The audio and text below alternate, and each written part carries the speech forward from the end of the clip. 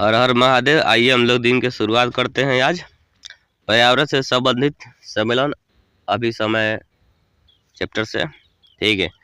और हम लोग सबसे पहले पढ़ेंगे क्योटो प्रोटोकॉल। क्योटो प्रोटोकॉल क्या है, उसके बारे में क्या बता रहे हैं।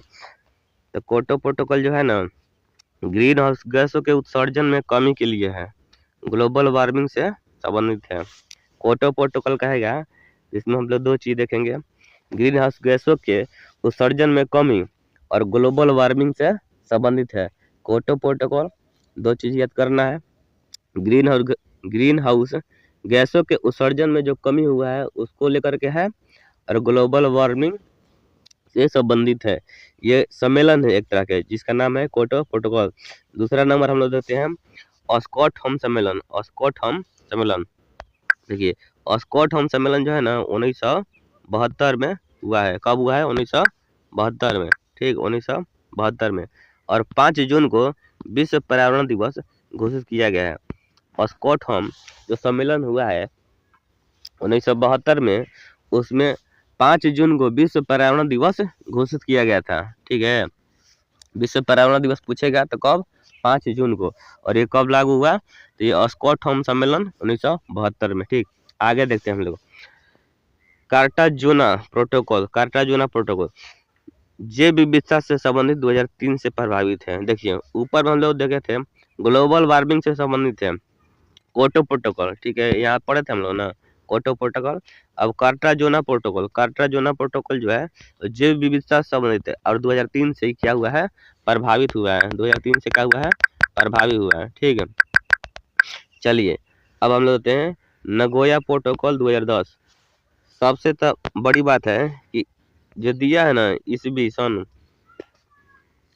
नगोया प्रोटोकॉल 2010, नागोया प्रोटोकॉल 2010, ये भी जैव विविधता से संबंधित है। लेकिन इसमें क्या कर रहा है कि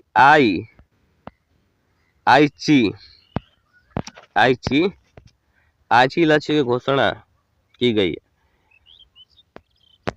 आईची कुछ होगा, हमको पता नहीं है, ठीक है, आईची है क्या, लेकिन इसमें कह रहा है कि जैव विविधता से संबंधित है और आईची लक्ष्य की घोषणा की गई है। लक्ष्यों की संख्या टोटल कितना है? 20 है। लक्ष्यों की संख्या कितनी है? 20 है। किसमें है? नगोया प्रोटोकॉल 2010 जैव विविधता से संबंधित है, आईची लक्ष्य की घोषणा की गई है, लक्ष्यों की संख्या कितनी है? 20 है। देखिए हम लोग इससे पहले पढ़े थे कार्टाजोना प्रोटोकॉल, ये भी 2003 से प्रभावित है और जैव विविधता से संबंधित है। नगोया प्रोटोकॉल भी जैव विविधता से संबंधित है। नगोया प्रोटोकॉल 2010 में लागू हुआ था और आईची लक्ष्य की घोषणा की गई है, जिसमें लक्ष्यों की संख्या कितनी है? 20 है। रियो 2012, रियो 2012 रियो डी जेनेरियो में आयोजित हुआ था, ठीक है, रियो डी जेनेरियो में आयोजित हुआ था। हरित अर्थव्यवस्था एवं सतत विकास से संबंधित है। बोल रहे हैं ना कि हरित अर्थव्यवस्था और सतत विकास से संबंधित है। रियो 20 कब हुआ है? 2012 में। नगोया प्रोटोकॉल 2010 में। कार्टाजोना 2003 से प्रभावित है। स्टॉकहोम 2000 नहीं, स्टॉकहोम 1972 से 5 जून को विश्व पर्यावरण दिवस घोषित किया गया था। क्योटो प्रोटोकॉल क्या है? ग्लोबल वार्मिंग से संबंधित है और ग्रीन हाउस गैसों के उत्सर्जन में कमी को उसको लेकर के सम्मेलन हुआ है। चलिए हम लोग आगे देखते हैं वियना समझौता 1985 वाला को। वियना समझौता 1985 ओजोन परत संरक्षण से संबंधित है। ओजोन परत संरक्षण से संबंधित है वियना समझौता कब हुआ? 1985 में। और मॉन्ट्रियल प्रोटोकॉल ये हुआ 1987 में। देखिए 2 साल गैप के बाद हुआ है और दोनों ओजोन परत के संरक्षण से संबंधित है। वियना जो है ना, वियना 1985, कितना है? 1985, ठीक है।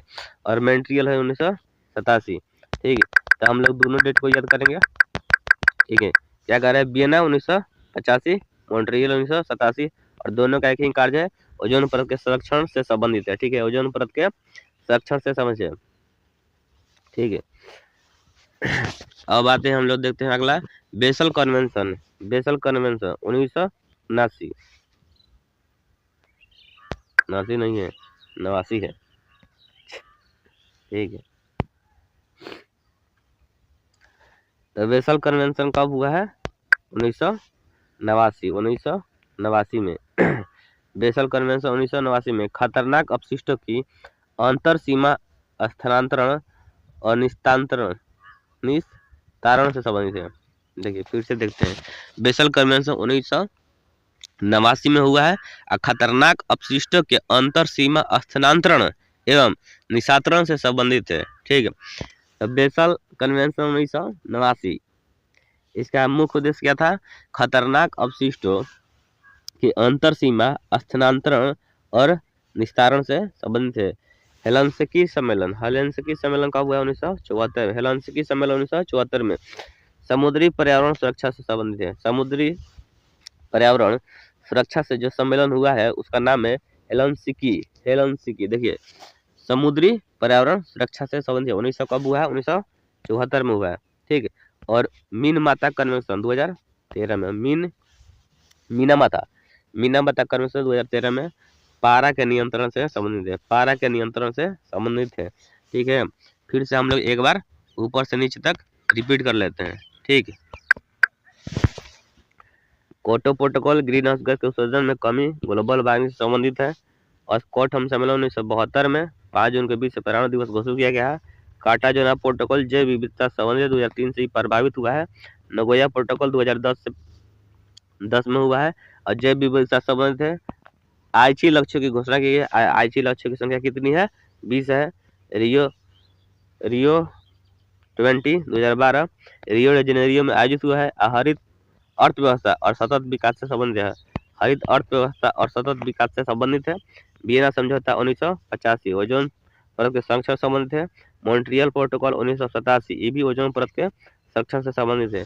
ठीक है, फिर से एक बार रिपीट करते हैं। Kyoto protocol green house gas उत्सर्जन में कमी ग्लोबल वार्मिंग से संबंधित है। स्टॉकहोम सम्मेलन 1972 5 जून के बीच पर्यावरण दिवस घोषित किया गया है।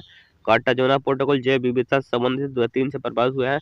नगोया प्रोटोकॉल 2010 जैव विविधता से संबंधित आईची लक्ष्यों की घोषणा की गई है। ठीक, और लक्ष्यों की संख्या कितनी है? 20 है। आईची लक्ष्यों की संख्या कितनी है? 20 है। रियो 2012 में हुआ है। रियो डी जेनेरियो में आयोजित हुआ है। अर्थव्यवस्था और सतत विकास से संबंधित है। वियना समझौता 1985 में हुआ है। ओजोन परत संरक्षण से संबंधित है। और मॉन्ट्रियल भी 1987 में हुआ है। ये भी क्या है? ओजोन परत के संरक्षण से संबंधित है। तो ओजोन परत संरक्षण से दो है, वियना है, एगो मॉन्ट्रियल है। तो वियना 1985 और मॉन्ट्रियल 1987। वियना 3 अक्षर के है तो 85 2 नंबर कम है। अब मॉन्ट्रियल 4 अक्षर के है तो में है 1987। ठीक है, समझ गए? 4 अक्षर के तो उसमें 2 नंबर ज्यादा आएगा तो 1987 और वियना में 2 नंबर कम 1985। ठीक, आइए अगला देखते हैं, रिपीट करते हैं। बेसल कन्वेंशन 1989 खतरनाक अपशिष्टों के अंतर सीमा स्थानांतरण और निस्तारण समझ रखिए।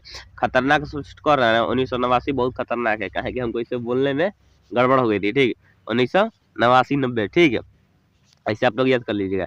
खतरनाक अपशिष्टों के अंतर सीमा स्थानांतरण और निरांतरण से संबंधित है। खतरनाक है ये तो 1989। बेसल कन्वेंशन 1900 कब है? 89। हेलसिंकी सम्मेलन 1974 समुद्री पर्यावरण सुरक्षा से संबंधित है। हेलसिंकी सम्मेलन जो है समुद्री पर्यावरण सुरक्षा से संबंधित 1974 में। हेलसिंकी कब हुआ है? 1974 में। मीनामाता 2013 में। मीनामाता कन्वेंशन कब हुआ है? 2013 में। और ये पारा का नियंत्रक है। देखिए मीनामाता है ना, तो मीना का जो पारा है ना हाई हो जाता है, उसको नियंत्रण करने के लिए 2013 में क्या हुआ है कि पारा के नियंत्रण के लिए सम्मेलन किया गया है, मीनामाता कन्वेंशन। ठीक है, तो मीना के पारा को रोकना है तो 2013 में कन्वेंशन ये हुआ है, मीनामाता कन्वेंशन। ठीक, इसी के साथ हम लोग क्या करते हैं, इस क्लास को खत्म करते हैं और जो गलती होगा उसके लिए हमको माफ कीजिएगा और देखते रहिए। ठीक, जय हिंद।